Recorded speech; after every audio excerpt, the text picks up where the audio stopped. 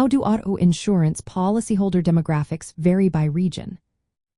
Imagine you're driving through different parts of the country and wondering why your insurance costs change so much from one place to another. Well, the answer lies in who the policyholders are in those regions and what factors influence their insurance rates. Policyholder demographics are basically the characteristics of the people who hold auto insurance policies. These include age, race, income level, education, occupation, and whether they own or rent their homes. These details help insurance companies decide how risky it is to insure someone and what premium to charge. Now, when we look at different regions, these demographics can vary a lot.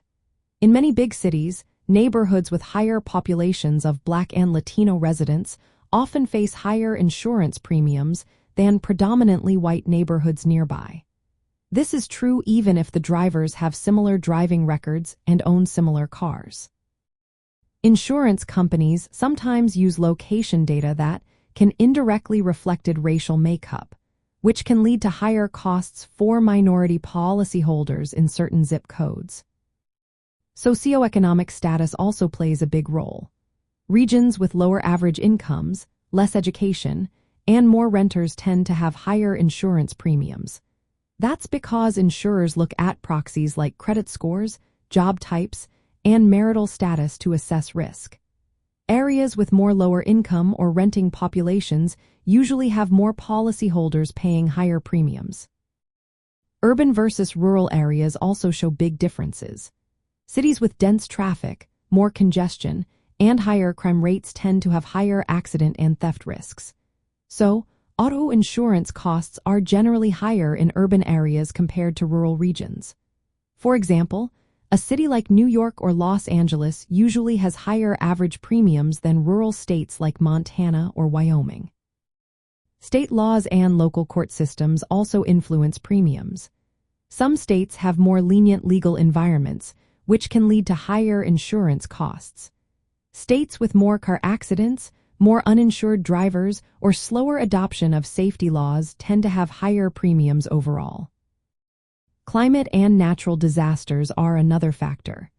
Regions prone to hurricanes, floods, or severe storms face higher insurance costs because of increased claims. For instance, states along the Gulf Coast or in Florida often see higher premiums due to hurricane risks. Understanding these regional differences helps explain why some people pay more for auto insurance than others. It also shows how factors like neighborhood makeup, income levels, and local laws shape the cost of coverage.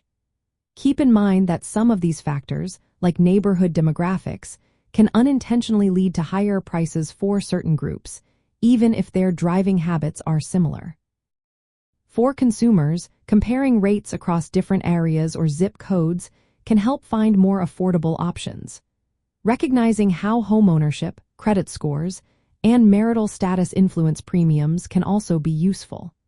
And advocating for fairer pricing practices can help address some of these regional disparities.